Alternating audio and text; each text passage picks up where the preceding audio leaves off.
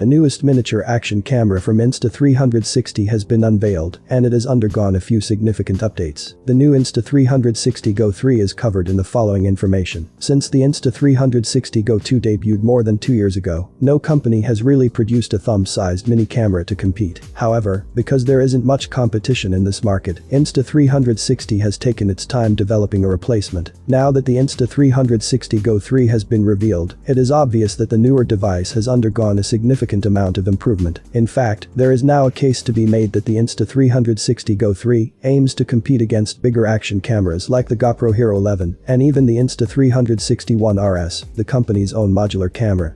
If you want to know what makes the Go 3 different from the Go 2, watch on.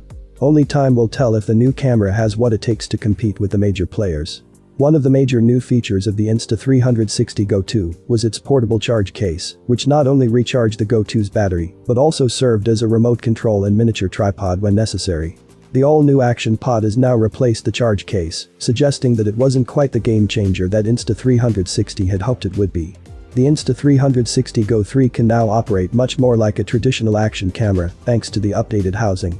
The oscillating screen allows you to see exactly what the Go 3 is filming whether you're in front of or behind the camera. The Insta360 One RS's quick setting changes are also possible with the Action Pod, and you no longer need to be connected to your phone in order to play back any recently captured video. Given its size, one of the Insta360 Go 2's understandable drawbacks was that its video capture was limited to 1440p. However, this is no longer the case with the Go 3. Insta360 has increased the resolution limit for its most recent camera so that the Insta360 Go 3 can record in up to 2.7K resolution. Although this is a vast improvement over the Go 2, it still falls short of the 5.3K cap of the GoPro Hero 11 and even the 6K ceiling of the Insta360 One RS 1-inch 360 edition. This entails that you'll be able to quickly record more detailed footage, which is useful for minimizing any quality loss when cropping video during the editing process. With 2 microphones on the Go 3, audio quality should also significantly improve. On paper, this ought to help the Go 3 focus more intently on any dialogue in your video, but we won't fully understand the upgrade until we conduct our final review. Time-lapse, time shift, and slow motion are among the filming modes from the Go 2 that have transferred to the newer hardware, but there are also a few new features that should help users get the most out of the Go 3. One of the new features is time capture, which enables you to tell the Go 3 to begin recording at a particular time of day. For example, if you want to record a sunrise without having to get up at an absurd hour, you can instruct the Go 3 to begin recording on its own. Additionally, pre-recording and loop recording have been added.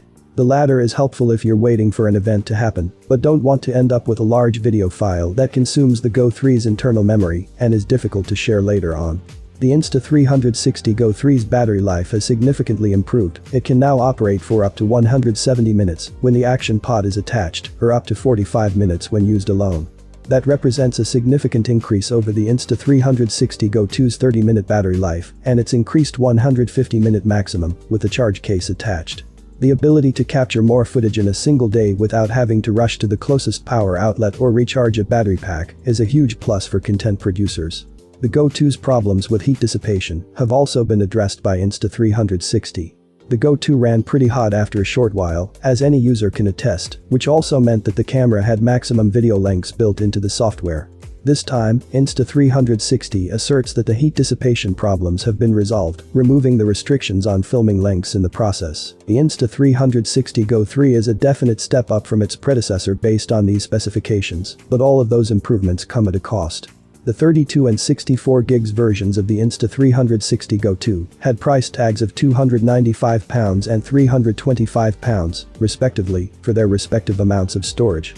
In contrast, the Insta360 Go 3 has 3 storage capacities: 32 gigs for $379, 64 gigs for $399, and 128 gigs for £429, and a higher starting price.